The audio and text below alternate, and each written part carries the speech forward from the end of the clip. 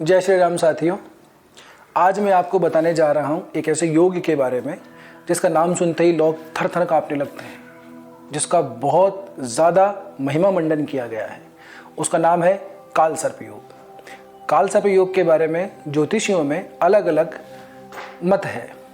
K. N.. Rao साहब जैसे विद्वान ज्योतिषी काल सर्प योग को कुछ नहीं मानते, जबकि कुछ ज्योतिषियों का मानना है कि नहीं, इसका प्रभाव होता है। तो ये देखा कैसे जाता है। जन्म पत्रिका निकालिए आपकी या आपने किसी भी संबंधी की। देखिए, राहु और केतु के बीच में अगर सारे ग्रह बैठ गए, राहु और केतु के अलावा बाकी 7 ग्रह और बच गए, यदि वो 7 ग्रह राहु और केतु के बीच में अगर आ गए हैं, तब ये काल सर्प योग बन जाता है।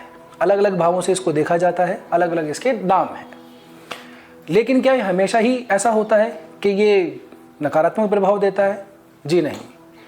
राहु और केतु से शुरू होकर के यदि ग्रह हर एक भाव में बैठे हुए हों, कोई भी भाव खाली ना हो, तब यही काल सर्प योग मालव्य योग में परिवर्तित हो जाता है। साथ ही यदि राहु और केतु के साथ में कोई ग्रह बैठे हुए हो, कोई भी गुरु हो, शुक्र हो, चंद्र हो, कोई से भी ग्रह बैठे हों, अगर वो राहु या केतु की डिग्री से ऊपर की तरफ निकल गए, यानी कि उदाहरण के लिए मान लीजिए कि राहु की डिग्री 15 डिग्री है, राहु 15 डिग्री पे आपकी कुंडली में बैठा हुआ है और उनके साथ में कोई भी ग्रह मसलन गुरु हैं, वो 15 डिग्री से अगर ऊपर की तरफ चले गए 16, 17, 18, 30 डिग्री तक, तब यही काल सर्प योग अमृत काल के अंदर परिवर्तित हो जाता है।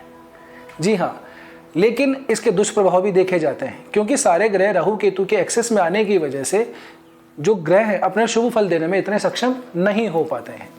इसके लिए अलग अलग उपाय किए जाते हैं, अलग अलग पूजा की जाती है। इसको समझने का, इसको जानने का 1-2 तरीके हैं। यदि आपके जीवन में बहुत ज़्यादा कठिनाई आ रही है, बहुत संघर्ष किए जा रहे हैं, फल नहीं मिल रहा है, और उसी समय यदि राहु या केतु की महादशा या अंतरदशा चल रही है, तो समझ लीजिए आपके लिए नकारात्मक प्रभाव देने वाला है।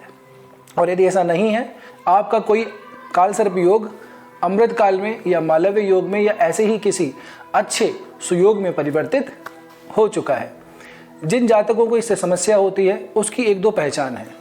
वो एक पहली पहचान ये है कि आपको रात्रि के अंदर सपने में सांप दिखाई देते हैं, और यदि वो आपका नुकसान करते हुए दिखाई दे रहे हैं तो समझ लीजिए कि ये योग आपके लिए हानिकारक है। या फिर जहाँ भी आप रहते हैं वहाँ पे कई सारे आपको कौवे मिलते हैं, दिन, सुबह, शाम, रात, जब भी आप उस एरिया के आसपास जाते हैं, अपने घर के आसपास जाते हैं, तो आपको कौवे काएँ काएँ करते सुनाई देते हैं।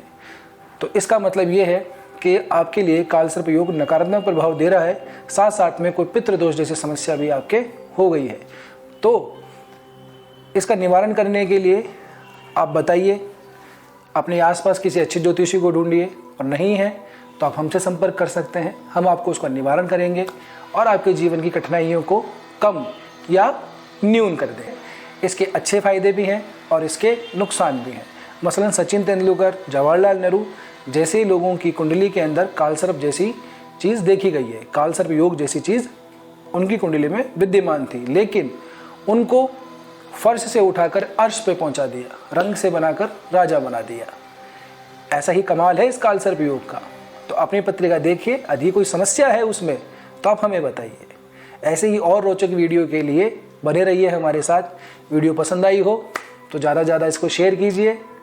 मिलते हैं अगली वीडियो में, तब तक के लिए जय श्री राम।